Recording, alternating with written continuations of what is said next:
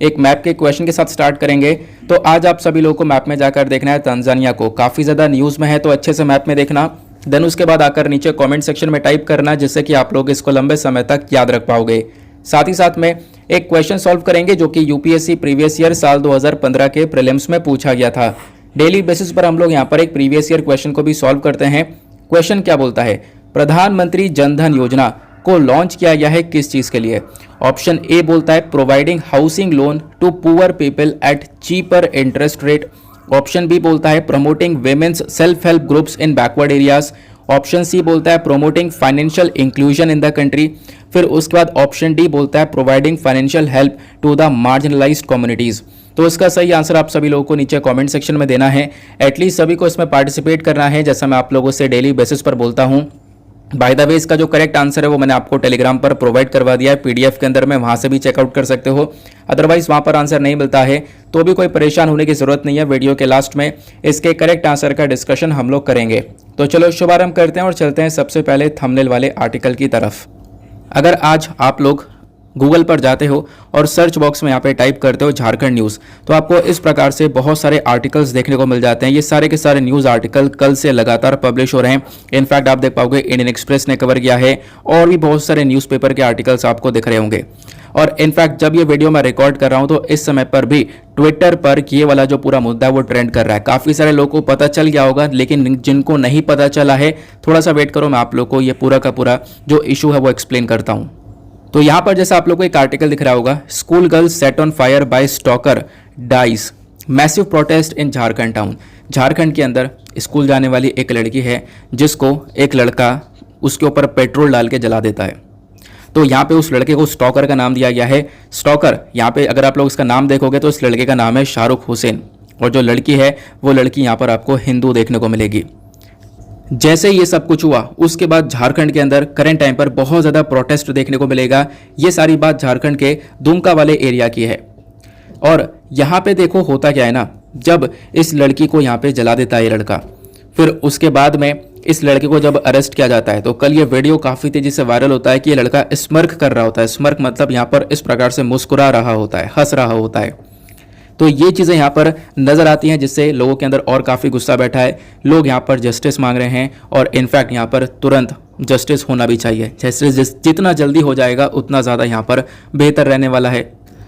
लेकिन अब आप सोच रहे होंगे कारण क्या था, इस लड़के ने ऐसा क्यों किया। देखो यहाँ पे लड़की की डेथ हो गई है। लड़की का खाली कसूर इतना था कि इस लड़की ने इस लड़के का प्रपोजल एक्सेप्ट नहीं किया था।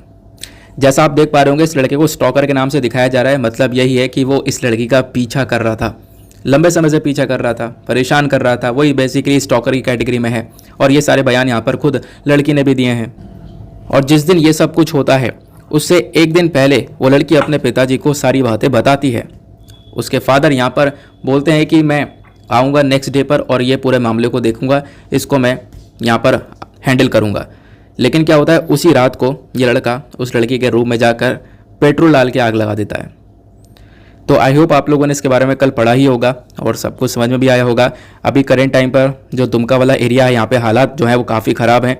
सेक्शन 144 को इम्पोज कर रखा है क्योंकि देखो ऑब्वियस सी बात है, इससे ना बहुत सारे राइट्स वगैरह भड़क सकते हैं। इस वजह से यहाँ पर ये सब कुछ देखने को मिलेगा। चलो आते हैं नेक्स्ट आर्टिकल पर। अगले आर्टिकल पर आने से पहले यार मैं माफ़ी चाहूँगा, वीडियो आज काफ़ी लेट हो चुका है। लगभग अभी वीडियो को रिकॉर्ड होते होते 5 मिनट के आसपास हो चुके हैं और अभी यहाँ पर 7:10 हो रहे हैं। जबकि इस समय तक मैं वीडियो रिकॉर्ड कर लेता हूँ, इस समय अपलोडिंग पर लगा देता हूँ, तब जाके 7:30 तक अपलोड होता है। वैसे वीडियो का टाइम आपको 7:30 बजे देखने को मिलेगा, 7:30 तक अपलोड होता है। आज थोड़ा सा लेट हो गया है, कोशिश करूँगा 8:10 तक 8:20 तक यहाँ पर ही अपलोड हो जाए। उसके पीछे का रीज़न आप देखो कि मतलब इसमें ना वीडियो के अंदर साउंड ही नहीं आ रहा था। ये मैंने कितने सारे रीटेक्स दिए हैं, आप लोग देखोगे 1 मिनट, फिर उसके बाद 3 मिनट, इनफैक्ट 10 मिनट का एक बार वीडियो रिकॉर्ड किया। फिर मेरे मन में ऐसा जगा कि एक बार यार चेक कर लेते हैं साउंड आ रहा है नहीं आ रहा है। और भाई साहब मैंने चेक किया ना तो साउंड नहीं आ रहा था। और ये ऐसी 10 मिनट ना पूरे हो जाते, 1 घंटा 1.5 घंटे का वीडियो रिकॉर्ड होता, कोई साउंड नहीं आता। फिर आप देखोगे यहाँ पर फिर 1 मिनट, फिर 2 मिनट, इस प्रकार से 5 मिनट का ये रहा वीडियो, फिर 2 मिनट, इस प्रकार से ना साउंड आ ही नहीं रहा था। मैं बार बार चेक कर रहा था, लेकिन अब फाइनली यहाँ पर कनेक्ट हुआ है, देखते हैं। ठीक है ना, आई होप साउंड रिकॉर्ड हो रहा हो, ऐसा ना हो कि परेशानी हो जाए। चलो देखते हैं, वो सब वीडियो को रिकॉर्ड करने के बाद पता चलेगा। और अगर नहीं होगा तो परेशान मत होना, किसी ना किसी तरीके से वीडियो रिकॉर्ड करके मैं डाल ही दूंगा, ठीक है ना। तो थोड़ा सा जुगाड़ करेंगे, उसके बाद वीडियो डाल दूंगा मैं, अगर नहीं होता है रिकॉर्ड तो। वैसे अगर हो जाता है तो बहुत अच्छी बात है, जैसा कि होना भी चाहिए। नेक्स्ट आर्टिकल, ये वाला आर्टिकल काफ़ी इंपॉर्टेंट होने वाला है, इसको आप लोग जीएस पेपर नंबर 2 से रिलेट कर सकते हो। देखो क्या है यहाँ पर कॉन्टेक्स्ट।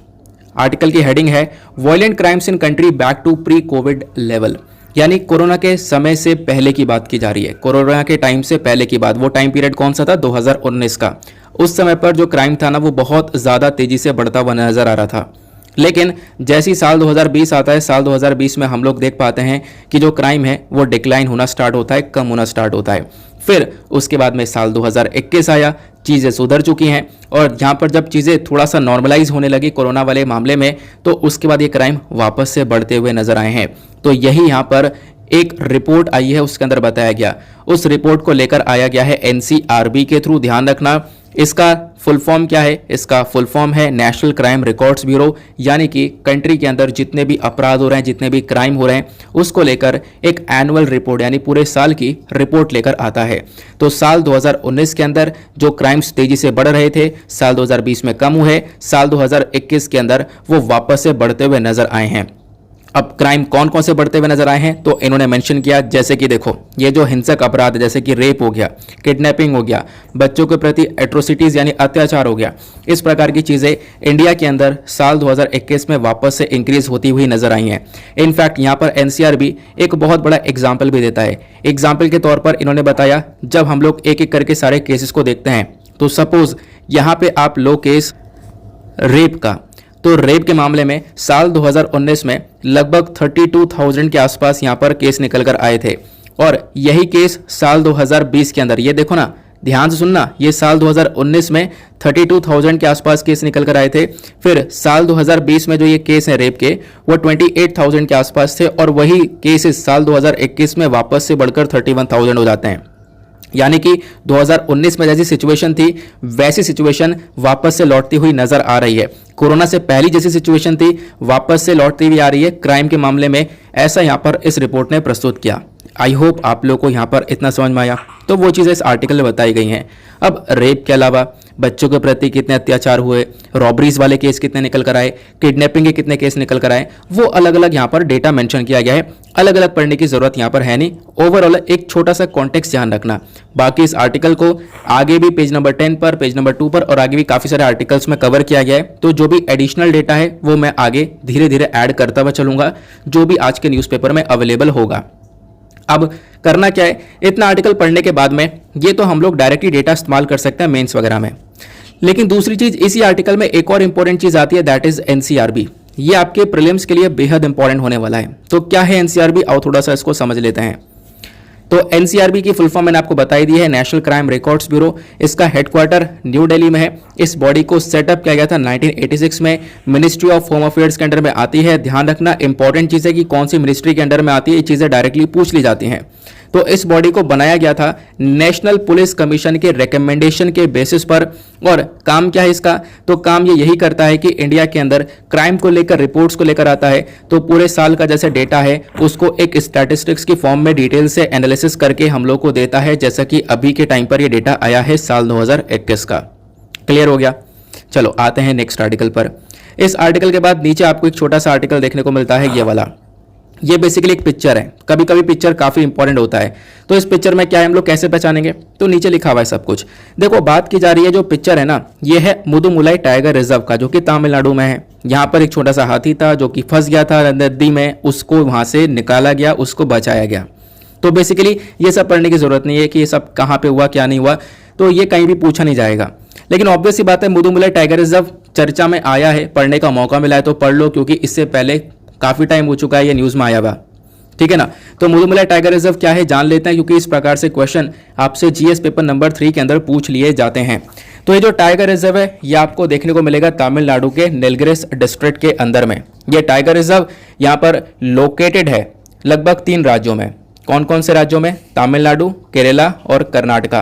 प्लस ये जो आपको रिजर्व देखने को मिलेगा मुदुमुलाई टाइगर रिजर्व, ये बेसिकली हिस्सा है अलग अलग रिजर्व्स का। जैसे ये थोड़ा सा हिस्सा है नीलगिरिस बायोस्फीयर रिजर्व का, फिर वाइल्ड लाइफ सेंचुरी का, बंदी नेशनल पार्क का, फिर उसके बंदीपुर नेशनल पार्क का, फिर उसके बाद में यहाँ पर मुकुर्ती नेशनल पार्क का। तो ये कुछ और भी हिस्सा है जो कि यहाँ पे कहीं ना कहीं जो मुदुमलाई टाइगर रिजर्व है वो इसका पार्ट माना जाता है। जैसे मैंने आपको बताया साइज में काफ़ी बड़ा है। 3 राज्यों के अंदर ये मुदुमलाई टाइगर रिजर्व देखने को मिलेगा।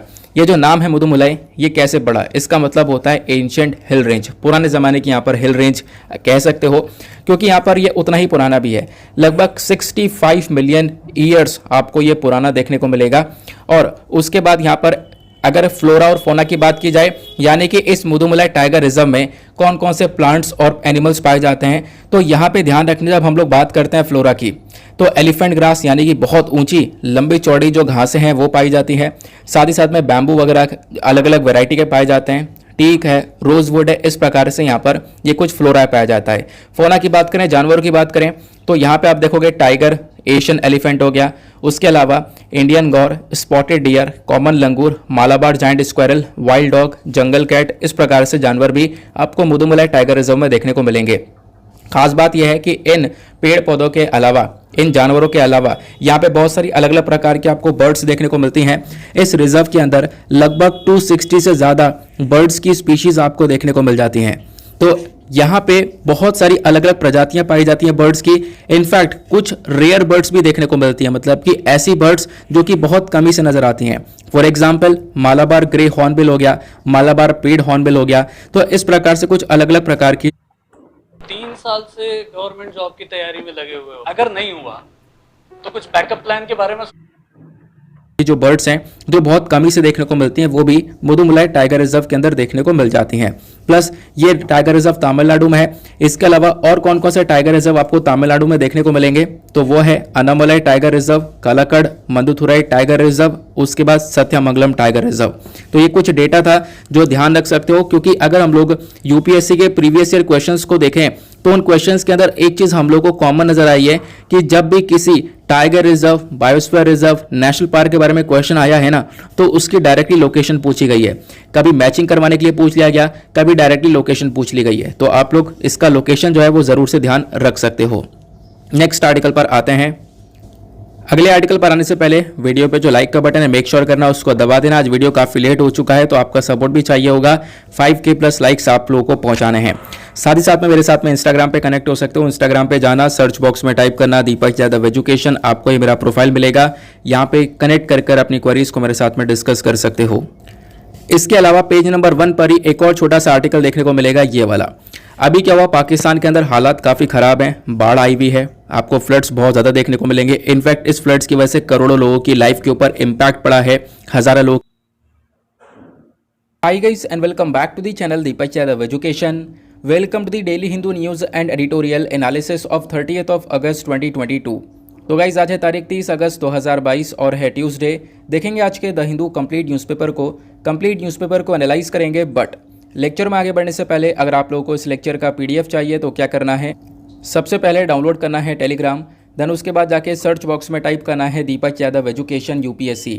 As you can see guys आप लोगों को ये वाला चैनल मिल जाएगा, इस पर क्लिक करना और जाकर इस चैनल को ज्वाइन कर लेना।